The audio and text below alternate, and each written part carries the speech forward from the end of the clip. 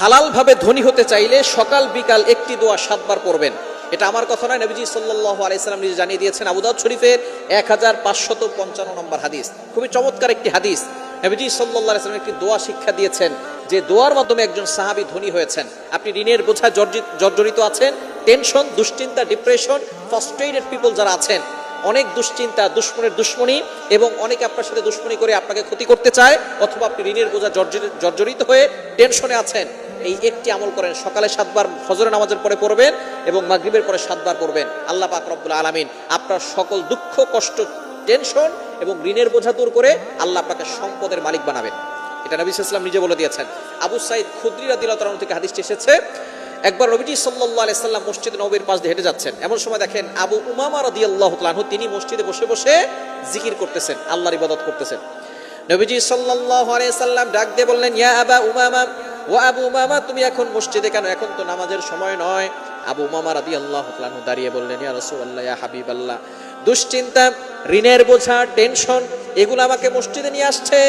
সাহাবায়ে কেরাম যখনই টেনশনে পড়ে যেতেন তখন তারা মসজিদে চলে আসতেন, আর আমরা টেনশনে পড়ে গেলে, দুশ্চিন্তায় পড়ে গেলে আমরা মসজিদে নামাজ পড়তে যাই না, আরো মসজিদ থেকে বের হয়ে যায়, এমপির কাছে যায়, মন্ত্রীর কাছে যায়, মিনিস্টারের কাছে যায়। না না, বিপদে পড়ে, যখনই আপনি বিপদে পড়ে যাবেন সাথে সাথে আল্লাহর কাছে হাজির হয়ে যাবেন, আল্লাহ তাআলা সকল বিপদ থেকে আপনাকে উদ্ধার করে দিবেন।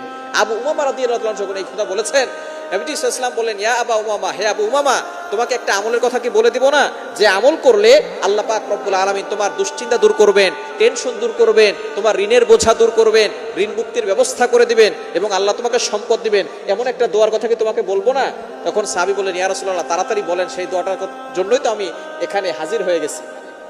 এবার রাসূল সাল্লাল্লাহু আলাইহি ওয়াসাল্লাম বলেছেন যে তুমি একটা দোয়া পড়বে, এই দোয়াটা ফজরের পরে 7 বার, মাগরিবের পরে 7 বার। এই সাহাবী আবু উমামা রাদিয়াল্লাহু তাআলা তিনি এই দোয়াটা পড়েছেন।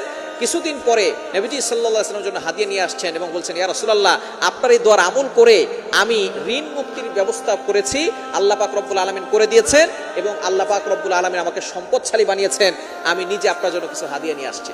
দোয়াটি হচ্ছে, আল্লাহুম্মা ইন্নী আউযু বিকা মিনাল হাম্মি ওয়াল হুজনি ওয়া আউযু বিকা মিনাল আজাজি ওয়াল কাসালি ওয়া আউযু বিকা মিনাল জুবনি ওয়াল বুখলি ওয়া আউযু বিকা মিন গলাবাতিদ দাইনি ওয়া কাহরির রিজাল।